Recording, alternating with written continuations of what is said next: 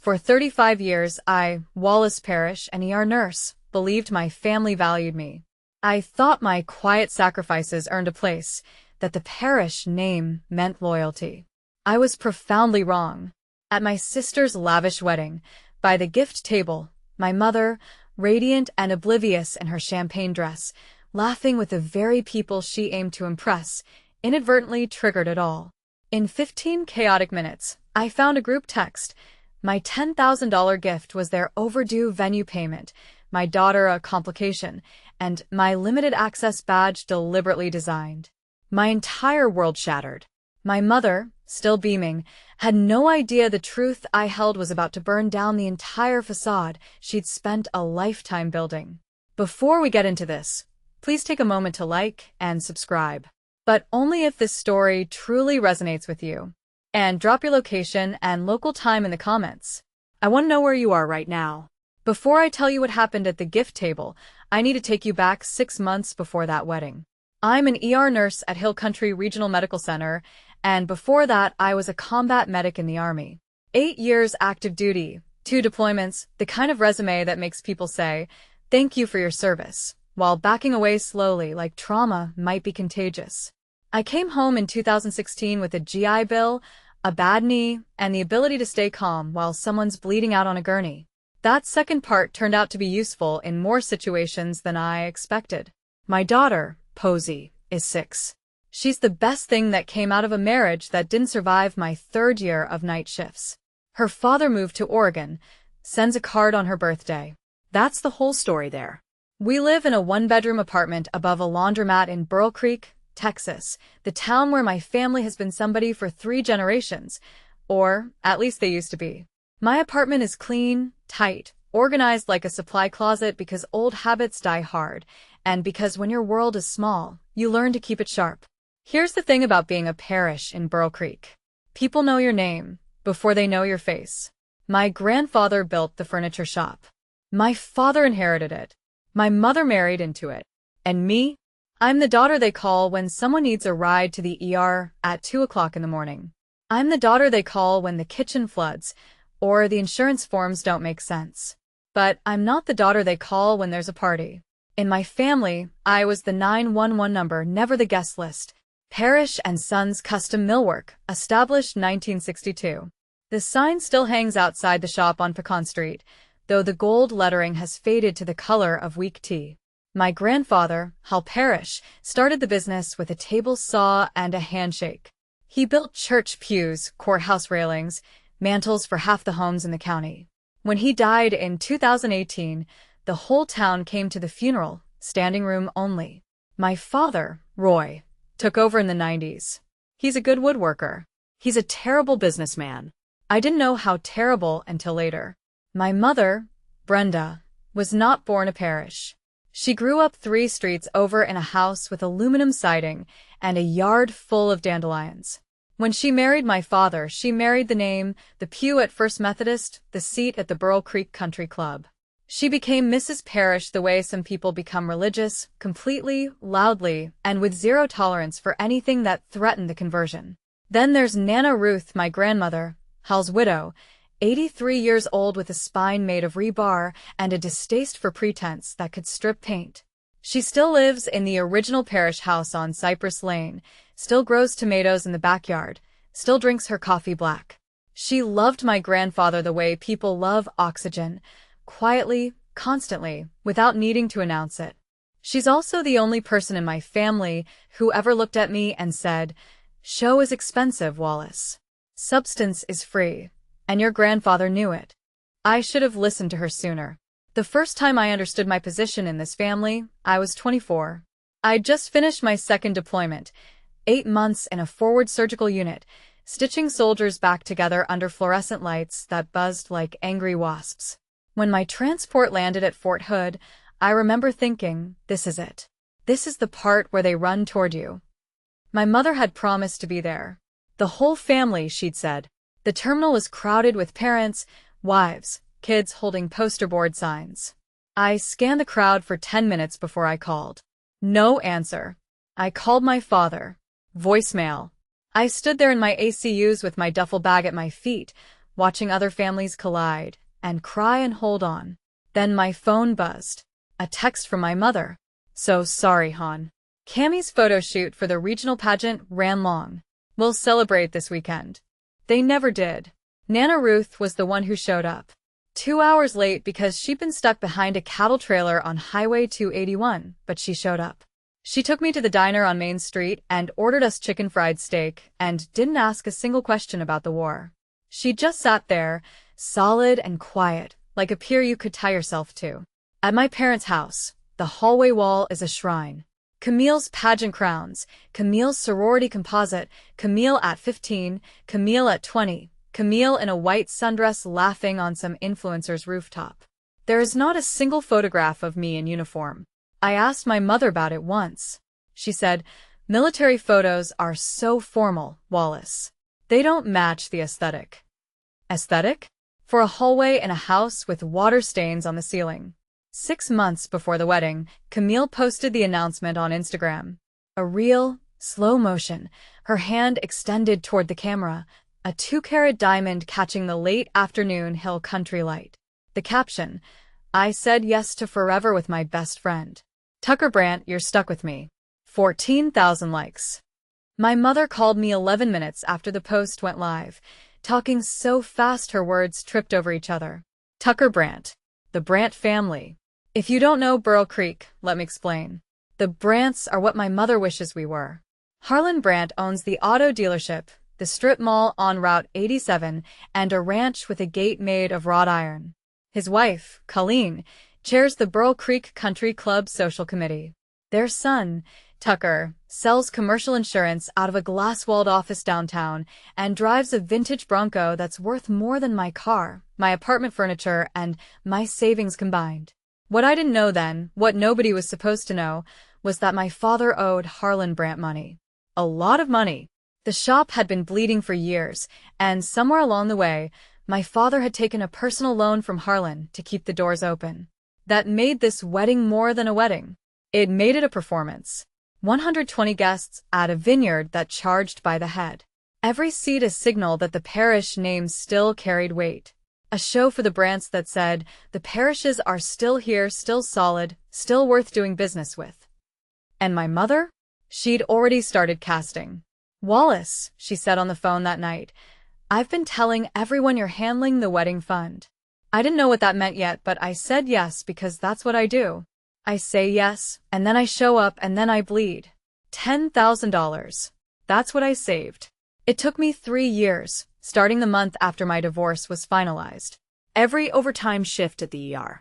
Every holiday I picked up because the pay was time and a half, and because Posy was too young to know the difference between Christmas Eve and a Tuesday. I ate rice and beans 3 nights a week.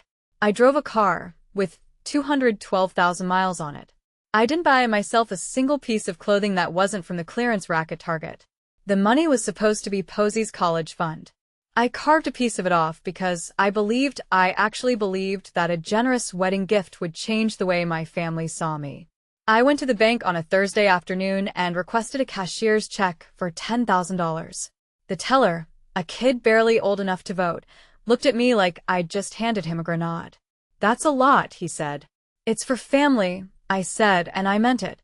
I wrote a note to Cammie on plain stationery. "Nothing fancy. Congratulations on your wedding. Posy and I are proud of you. Build something beautiful. Love, Wallace." I tucked the check and the note into a white envelope, wrote "From Wallace and Posy" on the front in my own handwriting. Then I took a photo of everything, the check, the note, the envelope, and saved it to my phone. I don't know why I did that. Maybe the medic in me always documents before a procedure. Maybe some part of me already knew this gift wouldn't land the way I hoped. I wasn't buying their love. I was testing whether it was for sale. My mother called on a Wednesday evening, 3 weeks before the wedding. I was giving Posy a bath. Rubber ducks, lavender soap, the kind of ordinary magic that makes you forget the world is sharp. "Wallace, have you gotten the gift ready?" Her voice had that particular sweetness to it, the one she uses when she wants something but doesn't want to say please. "I have the check," I said. "Great. Send it to me now, and I'll fold it into the family gift. We'll put everyone's name on one card. It looks better." I watched Posy stack ducks on the edge of the tub. Something about the request felt off. Not wrong, exactly. Just tight. Like a tourniquet applied one notch too far. I'd rather give it in person at the wedding, I said. Posy and I want to hand it to Cammy ourselves. Silence. The kind of silence my mother uses like a weapon, long enough that most people rush to fill it with an apology. I didn't. I just waited. Fine, she said. The sweetness was gone. Whatever you want, Wallace. She hung up. I dried my hands and stared at my phone. She wanted the money in her hands a week early. 3 weeks before the ceremony, and she couldn't wait. That should have told me something. It did tell me something. I just wasn't ready to hear it yet. I set the phone on the counter and went back to Posy. She held up a rubber duck. This one's you, Mama. It was the smallest one in the tub. Why's that one me? Because she's the one who holds the others up. 6 years old. Kids see everything. 2 months before the wedding, I found out I wasn't a bridesmaid. Cammy's bridal party was for influencer friends from Austin and 2 girls she'd met at a brand retreat in Scottsdale. 6 women who matched in height, hair, and Instagram aesthetic like a curated grid come to life. I wasn't surprised. You can't be surprised by something you already expected. But it stung anyway. The way a paper cut stings. Small, quick, and sharper than it has any right to be. What kept me going was Posy. Cammy had promised her. Had looked my daughter in the eyes at Thanksgiving and said, "You're going to be my flower girl, Pos. I'll get you the prettiest little dress." Posy had talked about it every day since. She drew pictures of herself in a white dress throwing petals. She practiced walking slowly down the hallway of our apartment, one careful foot in front of the other, while I hummed a wedding march. Am I doing it right, Mama? Perfect, baby. Just like that. That promise, Cammy's casual, breezy, Instagrammable promise, was the only thread keeping me tethered to this wedding. I told myself they didn't include me. Fine. I'm a grown woman. I can take it. But Posy? Posy was 6. Posy still believed people meant what they said. I held on to that flower girl promise like a rope bridge over a canyon, and I told myself it would hold. I told myself the badge that mattered was Posy's flower crown. I decided to go. Not for my mother. Not even for Cammy, if I'm being honest. I went for Posy and for Nana Ruth.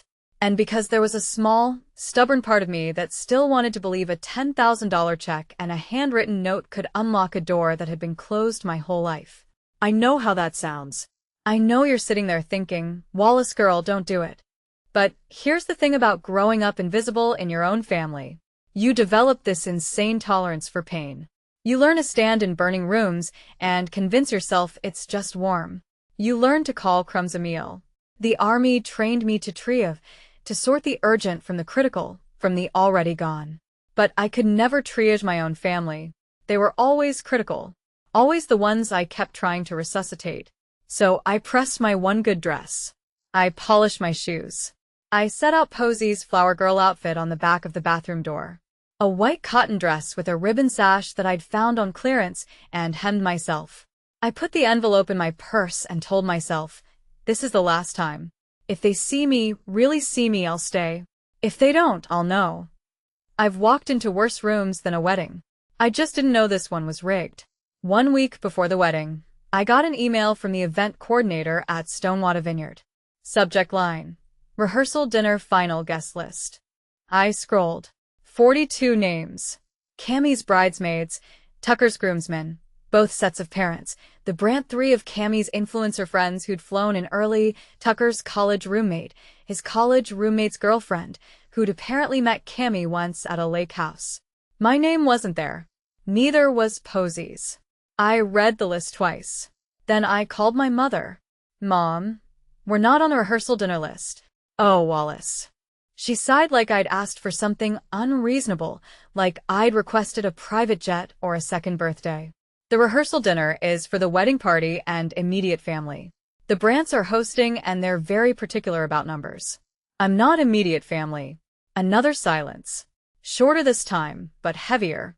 You know what I mean. The Brants have never met Posy, and Tucker's mother has a very specific vision for the evening. We can't complicate things. Complicate. That's what my daughter was now. A complication. I pulled up the email again. Tucker's college roommate's girlfriend was on the list. A woman who'd met the bride once at a lake house.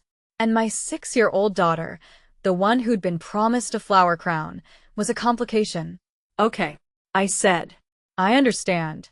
I didn't understand anything. But I'd spent 35 years saying okay to this family, and the muscle memory was strong. If I wasn't immediate family, what was my $10,000? 4 days before the wedding, Cammy texted me. A wall of text with 3 heart emojis and a don't hate me. She'd given the flower girl spot to Tucker's niece. It's just optics, Wall.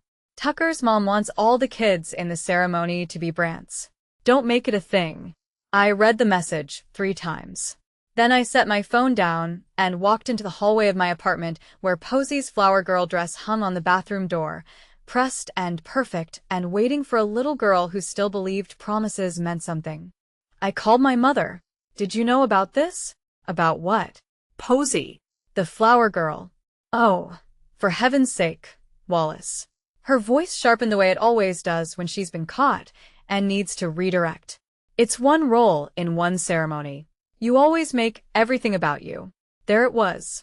The sentence she's been throwing at me since I was 15. You always make everything about you. As if asking for a seat at the table was narcissism. As if expecting my daughter to be treated like family was self-absorption. This stopped being about me, I said the second it touched my daughter. Don't be dramatic. Posy won't even remember. She talks about it every day, Mom. She practices in the hallway. Then unpractice her. It's not hard. My mother hung up. I stood in the hallway and looked at the white dress, the ribbon sash I'd stitched by hand, the small patent leather shoes lined up underneath. I wasn't going to unpractice my daughter, but I wasn't going to fight on the phone either. The medic in me knows you don't argue with a hemorrhage. You stop the bleeding or you walk away. Nana Ruth called me that same evening. I could hear her kitchen in the background. The clink of her coffee mug, the low hum of refrigerator that's been running since 1997. I heard about the flower girl, she said. No preamble. Nana doesn't do preamble.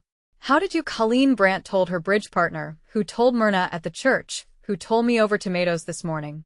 Small town Wallace. Walls are thin. She paused. Your mother did the same thing to me once, at your grandfather's funeral. I didn't know this story. She put me in the back row, told the funeral director I was extended family, so the front pew would look less crowded for the photos, at my own husband's service. My chest tightened. Why didn't you ever tell me? Because I didn't want you to see your mother like that before you were ready. Another pause. Wallace, I need to say something you won't want to hear.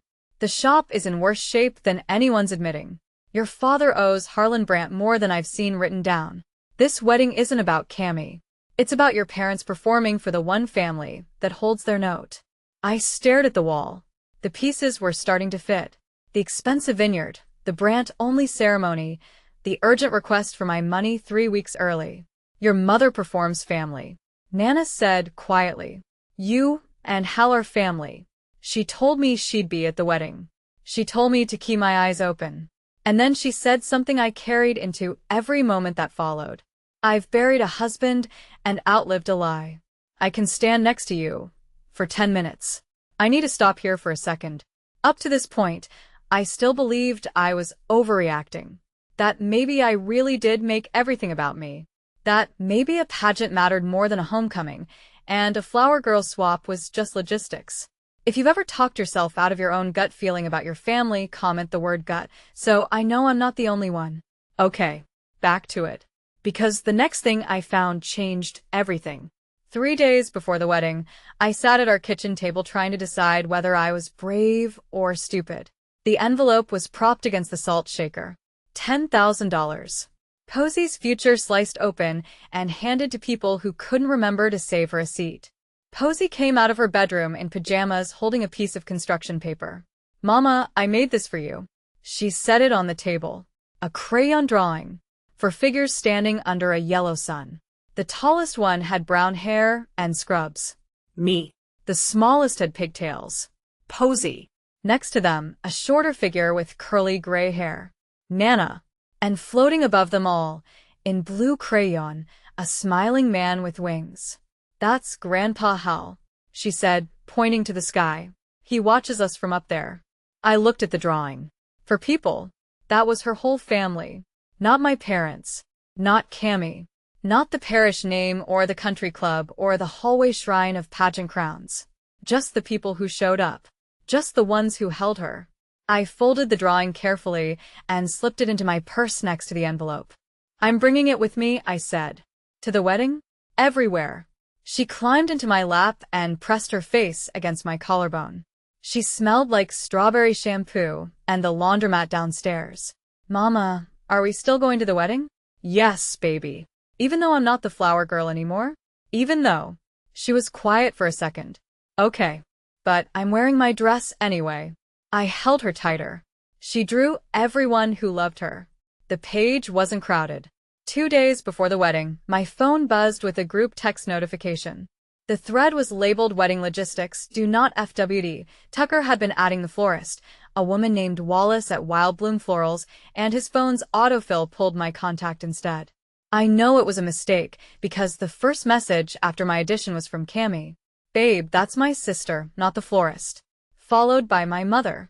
Remove her now. But I'd already seen it. I'd already read the whole thread. I sat on my bed with the phone in my hands and scrolled through weeks of messages. My mother, my father, Cammy, and Tucker planning in plain text. Brenda, 3 weeks ago. Wallace's 10,000 covers Stonewater's final balance. Get it before Friday. Roy replying. Harlan can't see us short. This has to look right. Cammy, 2 weeks ago. Can we just her in the back and skip the reception? Limited badge or whatever. Brenda, already handled. She'll get a paper badge at check-in. No reception access. She won't make a scene. She never does. Tucker works for me. Roy agreed. I read it twice. 3 times. My brain went into triage mode.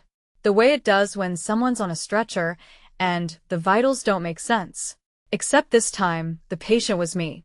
They didn't forget to seat me. They budgeted me out and kept my money in. The $10,000 wasn't a gift in their eyes. It was the final installment on a performance designed to convince Harlan Brandt that the parish family was still solvent. And the paper badge? That was the price of admission for a woman they needed to pay the bill, but couldn't afford to have sitting at the table. I didn't screenshot anything. I didn't need to. I'd seen it. That was enough. I closed the group text. Then I sat very still for a long time. The medic in me wanted a plan. The daughter in me wanted to cry. The mother in me wanted to drive to my parents' house and ask them how they could type those words about their own granddaughter. I didn't do any of those things. I breathed. In through the nose 4 counts. Out through the mouth 6. The same breathing I taught scared privates before their first live-fire exercise. Then I made a decision. I wasn't going to record anything. I wasn't going to forward the thread or post it online or call a lawyer. I wasn't going to fight on their stage. I was going to tell the truth on it. Once and leave. Their weapon was shame. A paper badge. A blocked door. A whispered instruction to stay quiet and be grateful. My weapon would be the truth, spoken calmly in front of the exact audience they were performing for. Then silence. Then walking away. That was it. No revenge speech. No dramática enfrentación. Just a fact, a boundary, and a pair of shoes walking toward the exit. I texted Nana. I found something. I'm still going Saturday. Will you be near the gift table? Her reply came in 2 minutes. I'll be there before the ice sculpture melts. I put my phone on the nightstand and lay in the dark. Through the wall, I could hear Posy breathing in her sleep. The soft, steady rhythm of someone who trusts the world to be there in the morning. I was going to protect that trust, even if it meant losing everything else. The next morning, I called Stonewater Vineyard. Not to confirm my attendance, to confirm Posy's. Hi, I'm calling about the Parish Brandt wedding. My daughter was listed as the flower girl. I just want to verify her spot in the processional. A pause. Typing sounds. I'm sorry, Mom. I'm showing the flower girl role was reassigned 2 weeks ago to a Miss Addison Brandt. My stomach clenched, but I kept my voice steady. Triage voice. I see. Could you also tell me about the reception logistics for my daughter and me? I want to make sure her dietary needs are noted. More typing. Then the woman, Marisol, according to her voicemail greeting, cleared her throat. Ma'am, I shouldn't say this, but I don't see your name on the reception guest list at all. You're listed under a separate category. Limited access, ceremony only. And I should mention, the parish account has an outstanding final balance that was due last Friday. We're still waiting on a deposit to clear. There it was. The last piece. My $10,000 was the deposit they hadn't sent yet because they were waiting for me to hand it over at the wedding where I'd be too polite to ask questions, too grateful to make demands, too invisible to be seen taking it back. Ma'am, are you still there? I'm here, I said. Thank you, Marisol. You've been very helpful. I assumed you'd want to know, she said softly. Most people would. I hung up and stared at the kitchen wall. The refrigerator hummed. The clock ticked. And somewhere in the back of my mind, the medic stopped triaging and started prepping the ore. That afternoon, Nana Ruth drove over. She didn't call first. She just showed up the way she always does, with a casserole dish and a look on her face that said she already knew more than she was letting on. We sat at my kitchen table while Posy watched cartoons in the other room. I told Nana everything. The group text, Marisol, the final balance, the paper badge. She listened without interrupting. When I finished, she reached into her purse and pulled out something wrapped in a blue handkerchief. This was Hal's, she said, unfolding the cloth. A wristwatch. Brass case, slightly tarnished, with a leather band worn soft from decades of use. The face was plain. No diamonds, no fancy brand. Just numbers and two hands that still kept perfect time. He wore it every day for 41 years, Nana said. Every morning he'd strap it on, kiss me goodbye, and walk to the shop. Never late, never showy. Just steady. She turned it over. On the inside of the case, scratched in Hal's own handwriting, were two words. Stand up. He wrote that the day he opened the shop, Nana said. Said it was the only business advice he'd ever need. She pushed it across the table. Where it's Saturday. Hal would have wanted you standing up. I strapped the watch to my wrist. It was heavier than I expected. The brass was warm, like it had been waiting for someone's skin. Nana, are you sure about this? I've had it in a drawer for 8 years. She covered my hand with hers. It needs to be on a wrist that does things, not in a box collecting dust. I wore it to bed that night. I could feel Hal's heartbeat in the ticking. Saturday morning, June 8th. Hill country heat already building by 7 a.m. The kind that settles on your skin like warm gauze and doesn't lift until the stars come out.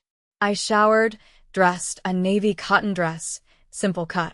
The kind of thing you wear when you want to look put together, but not memorable. Flat shoes because I knew I might need to walk fast. I did Posy's hair in 2 braids and helped her into the white dress, the one she'd picked for the flower girl role she'd never get to play. She twirled in front of the bathroom mirror. Do I look like a wedding girl, Mama? You look like the best girl at any wedding. I slid my grandfather's watch onto my wrist, tucked the envelope into my purse next to Posy's crayon drawing and my phone. Everything I needed for the day fit in one bag. That felt right, somehow. Clean.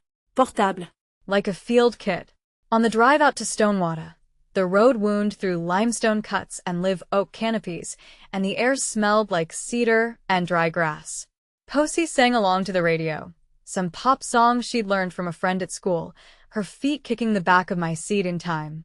I watched her in the rearview mirror and made myself a promise. Whatever happened today, she would not see me break. She would see me stand up.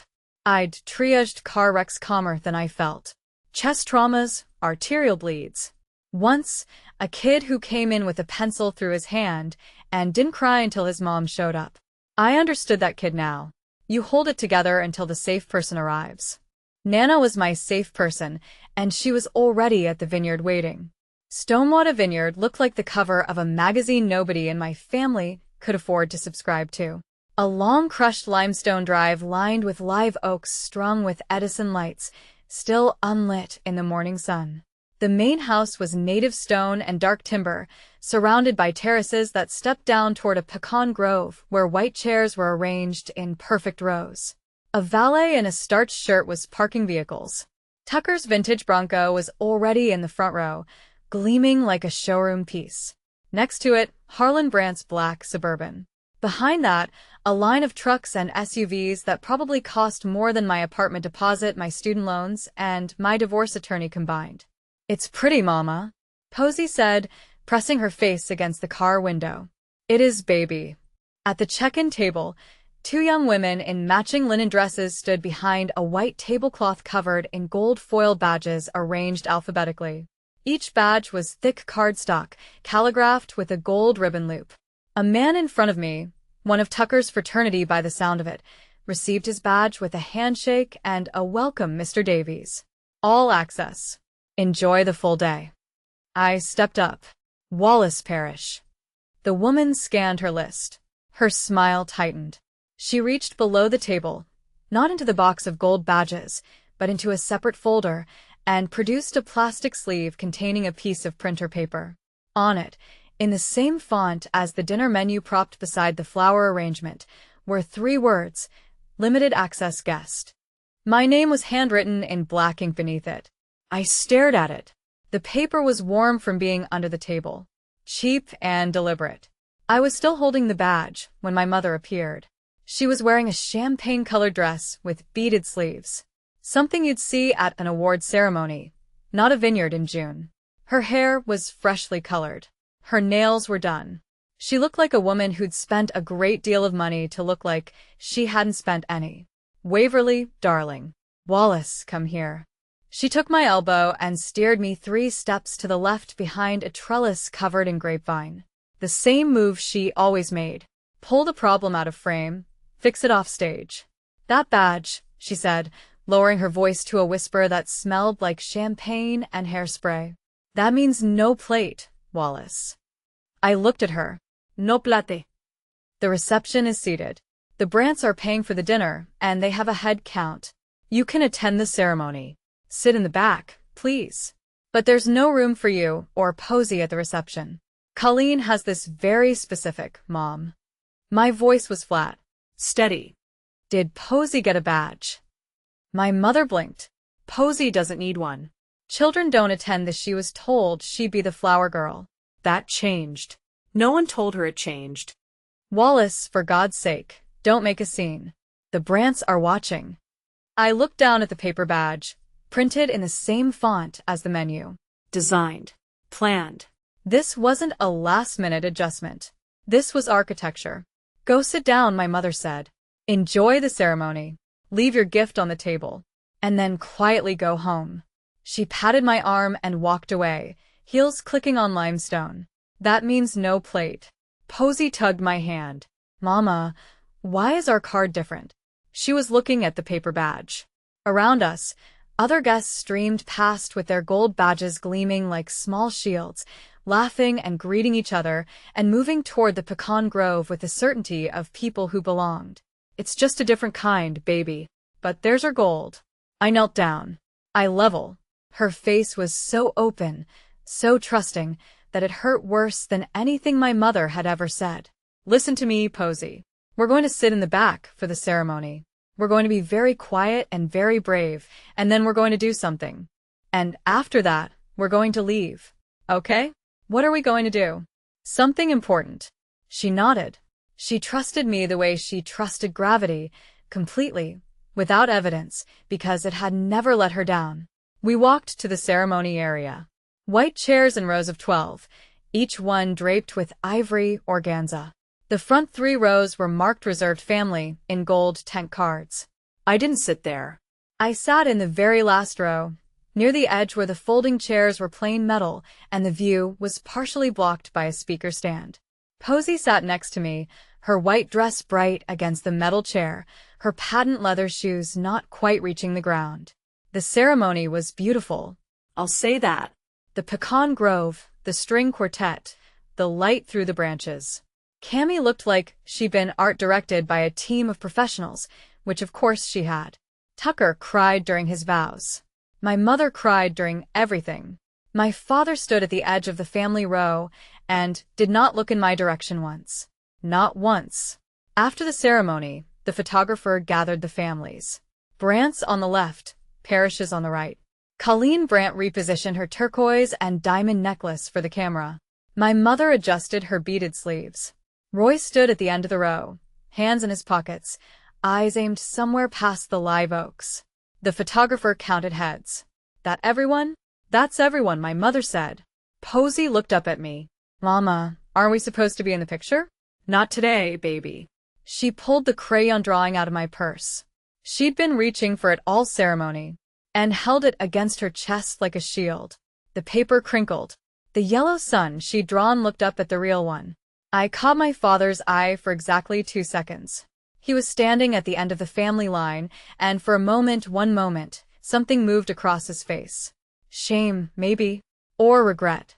He took a half step toward us. His mouth opened. And then my mother's hand found his elbow. The same way she'd found mine. And she pulled him back into position. He didn't resist. He turned away. And the photographer's flash went off.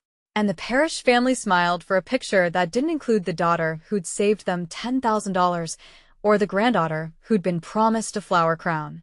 Roy chose the frame. He always chose the frame. Nana Ruth was standing by the trellis near the stone path. She hadn't been in the photo, either. I noticed that. She'd refused. She caught my eye and tilted her head slightly toward the east side of the tent, where the gift table sat under a canopy of Edison lights. I nodded. Posy held her drawing. I touched the brass watch on my wrist. It was time. Guests flowed toward the reception tent like a current. Champagne flutes appearing in hands, laughter rising, the string quartet transitioning to something jazzy and light. The tent was spectacular. Crystal chandeliers, tables draped in ivory linen, centerpieces of white ranunculus and trailing greenery, monogrammed cocktail napkins stacked in silver holders, C&T.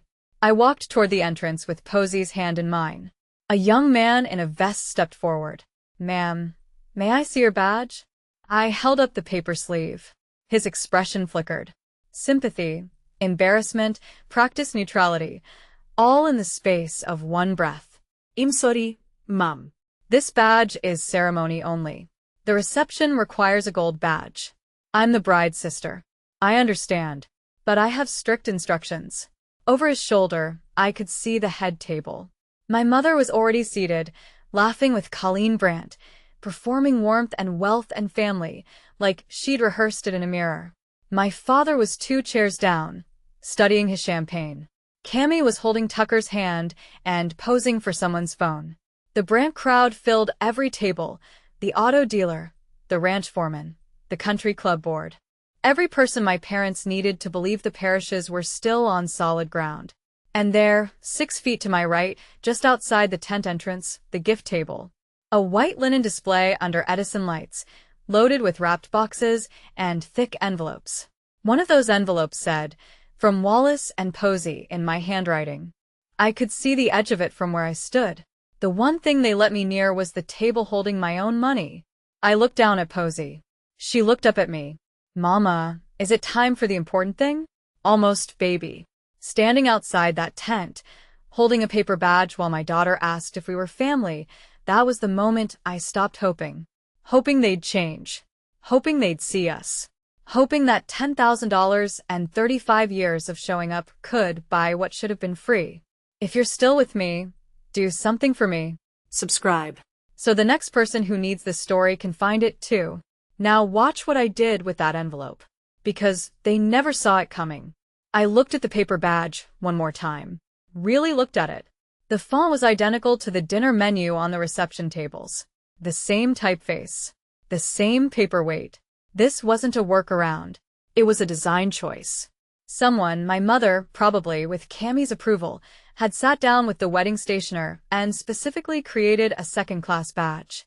They'd printed it, cut it, slipped it into a plastic sleeve, written my name on it in ink. They'd put thought into my exclusion. They'd formatted it. I glanced toward the gift table. My envelope was near the left edge, partially covered by a large box wrapped in silver paper. From Wallace and Posy. 3 years of overtime. 3 years of rice and beans and clearance racks. 3 years of believing that the size of my sacrifice could offset the size of my invisibility. Inside that envelope was the Stonewater Vineyard final balance, the foundation of this whole performance. Take back one envelope and the whole performance loses its floor. Nana Ruth was standing 10 feet away, near a trellis wrapped in white jasmine. She wore a simple gray dress and flat shoes, and not a single piece of jewelry. She looked at me the way she always did. Steady. Certain. The way a compass looks at north. I touched the brass watch on my wrist. Felt the scratched words against my skin. Stand up. Posy was holding my other hand. Her crayon drawing was folded in my purse. The yellow sun, the 4 figures, the people who love her. Everyone else was inside the tent performing. Mama? Yes, baby. I'm ready. I squeezed her hand. I was ready, too. That means no plate. That means no plate. That means no plate. I walked to the gift table. No ruse. No dramatics traíd. Just the calm, measured pace of someone who knows exactly what she's doing. The same walk I use crossing an ER when someone's crashing and panic won't help. Posy stayed close. Her small hand warm in mine. I reached the table. White linen, white flowers, stacked boxes, and envelopes from people who'd been invited to eat, to drink, to celebrate. I found my envelope immediately. From Wallace and Posy. The ink was slightly smudged at the corner where someone had moved it aside to make room for a larger box. Someone had handled it. Someone had read the name. And they'd still decided we didn't belong at the table. I slid the envelope out and tucked it into my purse. Smooth, clean. Like pulling in 4. You just commit to the motion and don't hesitate. A woman nearby, one of the Brandt cousins by the look of her, glanced over. Excuse me, are you taking something from the gift table? I looked at her. Calm, professional. I'm retrieving my own gift. Your own? The check inside this envelope is mine. It hasn't been opened. It hasn't been deposited. And the people it was meant for decided I don't deserve a plate at their table. I said it clearly, without raising my voice. The woman's eyebrows went up. 2 other guests turned their heads. And then, from behind me, the sound of heels on limestone. Fast, clicking. The rhythm of a woman who's lost control of a situation and hasn't realized it yet. Wallace. My mother's voice, high and tight. What are you doing? I turned around. My mother was standing 5 feet away, her champagne-colored dress catching the Edison lights. Her face arranged in that particular expression I've known my whole life. The one that says, "Fix this immediately, or I will make you regret it." Behind her, guests were beginning to notice. Heads turning, conversations trailing off. The string quartet played on, but the human music, the laughter, the chatter, had started to thin. I'm taking back my envelope, I said. You're making a scene? No, I'm making a decision. I touched the watch on my wrist, felt the brass against my skin. Stand up. Put it back, Wallace. People are looking. Good. The word came out quiet, not angry, not triumphant, just finished, like the last note of a song that's been playing too long. My mother stepped closer. I swear to God, if you embarrass this family in front of the Brandts. The Brandts? I tilted my head. The family Dad owes money to? The ones you're staging this entire wedding to impress? Her face went white, not pink, not red, white. The color of someone who's just heard a secret spoken aloud for the first time. How did you? It doesn't matter how I know. Roy appeared at the edge of the tent opening. He looked like a man watching his house burn from across the street. Present but paralyzed. Clothes but useless. Cammy was behind him, her hand on Tucker's arm, her veil slightly askew, her face cycling through confusion and fury, like a slot machine trying to land. And beyond them, the whole room, the country club set, the Brandt family, Colleen in her turquoise, Harlan with his silver hair and his quiet authority. Every single person my parents had built this day to deceive. I spoke to the room, not to my mother, not to Cammy, to the room. My name is Wallace Parrish. I'm the bride's older sister. I am an ER nurse. I'm a veteran. And I'm standing here because today, at this wedding, I was given a paper badge that said limited access guest. It means I can watch the ceremony, but I can't eat. I can't sit. I can't be seen inside that tent. I paused. The silence was thick as hill country humidity. My daughter Posy was promised the flower girl role. That was taken away so the ceremony could be all Brant. She's 6. She practiced walking in our hallway for 2 months. Posy was standing beside me, holding my hand, and I felt her grip tighten, but she didn't cry. She's tougher than I am. I saved $10,000 over 3 years for this gift. Every overtime shift, every skipped vacation. I thought it would show my family I belonged. I held up the envelope. But here's what I found out. This money was earmarked for the venue's final balance. A balance my parents couldn't cover. They needed my $10,000 to keep this day looking like they could afford it. They wanted my money. They just didn't want me. I let the sentence sit.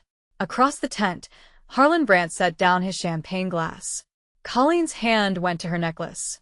The country club women exchanged glances, the kind of glance that rewrites a reputation in real time. I placed the envelope back in my purse, closed the clasp. I think you won't need this anymore. My mother's mouth opened. No sound came out. Behind her, the Edison lights swayed in a breeze that smelled like cedar and the end of a very long lie. The silence lasted 4 seconds, then my mother exploded. You ungrateful. After everything we've done for you, you always make everything about you. The day she cut her. The same line she'd thrown at me 100 times. But this time, it landed in a room full of people who just watched her exclude her own daughter from the wedding. This time, it didn't cut me. It cut her. The Brant cousin who'd seen me at the table spoke first. She's your daughter? And she wasn't invited to eat? My mother pivoted, tears welling now.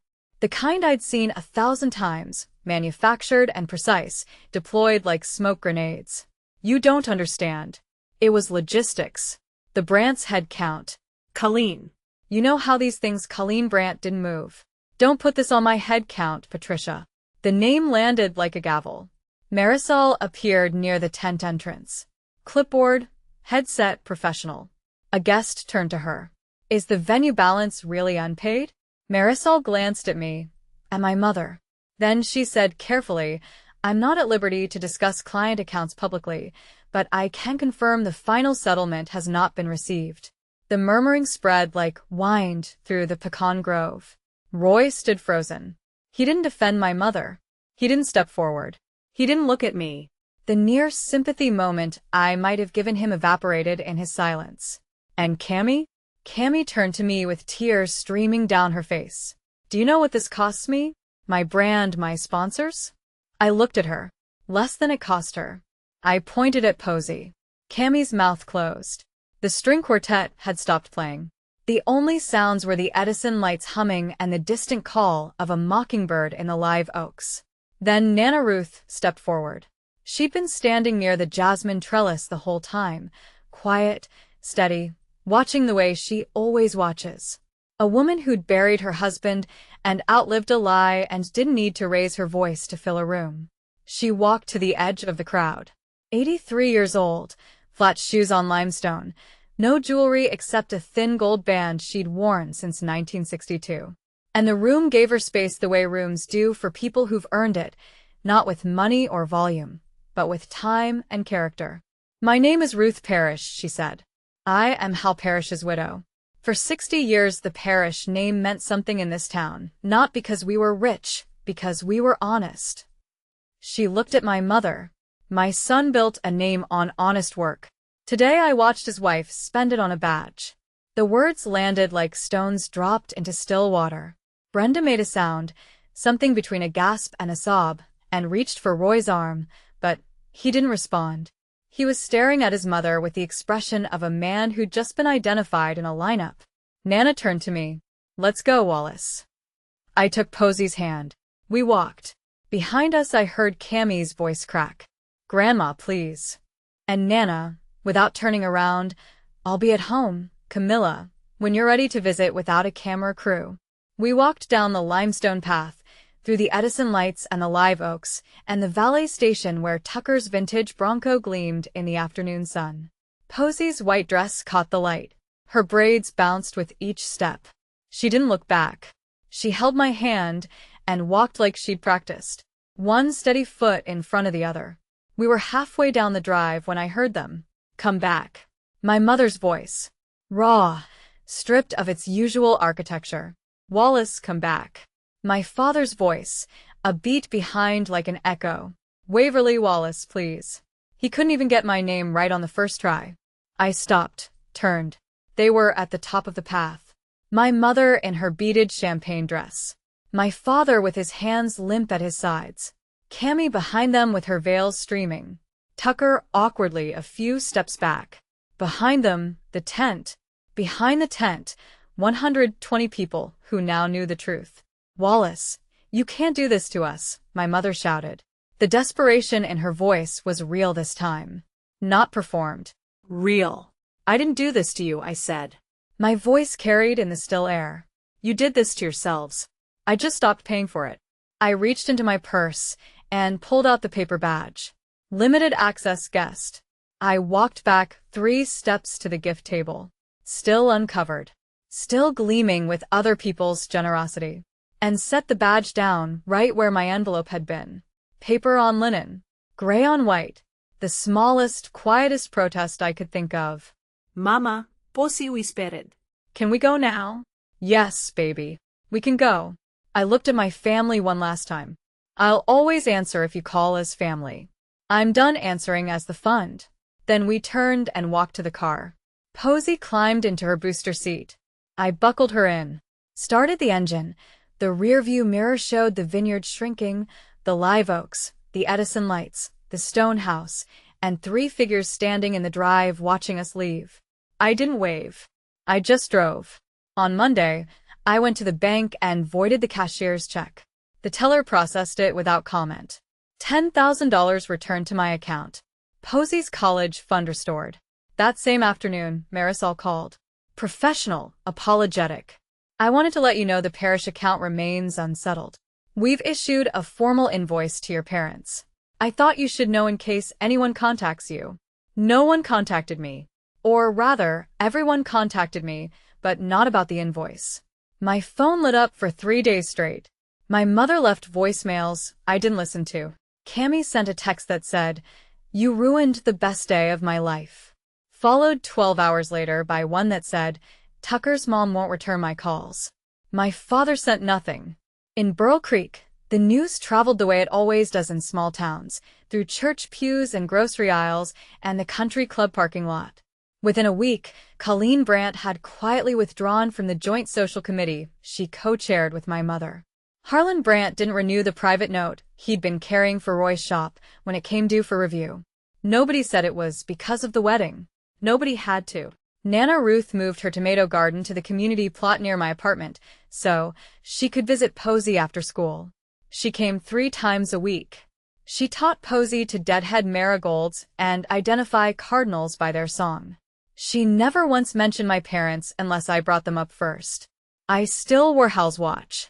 I wore it to work, to the grocery store, to parent-teacher night at Posy's school. The brass was warming to my skin. The leather was softening. The ticking was steady. Everything I needed from a parish, I got from a dead man's wristwatch and his 83-year-old widow. 3 weeks after the wedding, I sent one message, an email, to my mother, my father, and Cammy. I'm not angry. Anger takes energy I'd rather spend on my daughter. I'm not asking for an apology because an apology you have to ask for isn't worth receiving. If any of you want a relationship with me, a real one, built on respect and not on what I can fund, you know where I live. Until then, I wish you well. Ichichidi Nanarut. My mother replied within the hour. This is so unfair to your sister. Cammy didn't reply. My father didn't reply. I set my phone on the kitchen counter and went to find Posy. She was sitting at the table with her crayons working on a new drawing. What are you making, baby? She held it up. A house. Our apartment with the laundromat sign visible downstairs. 2 figures in front. A tall one with brown hair, and a small one with pigtails. Behind them, Nana with her tomatoes. And next to the house, a new figure, a woman with dark hair, holding a clipboard. That's Marisol, Posy said. She was nice to us. 5 figures now, a small family drawn in crayon on cheap construction paper. But every single person on that page had earned their spot. I pinned the drawing to the refrigerator with a magnet shaped like Texas. A locked door isn't hate. It's a door that finally has a key. Meaning. Love that only shows up when you're useful isn't love. It's an invoice, and you're allowed to stop paying it, especially for the little ones still learning what family is supposed to feel like. That's my story, a paper badge, a check I took back, and a 6-year-old who finally drew herself into the picture.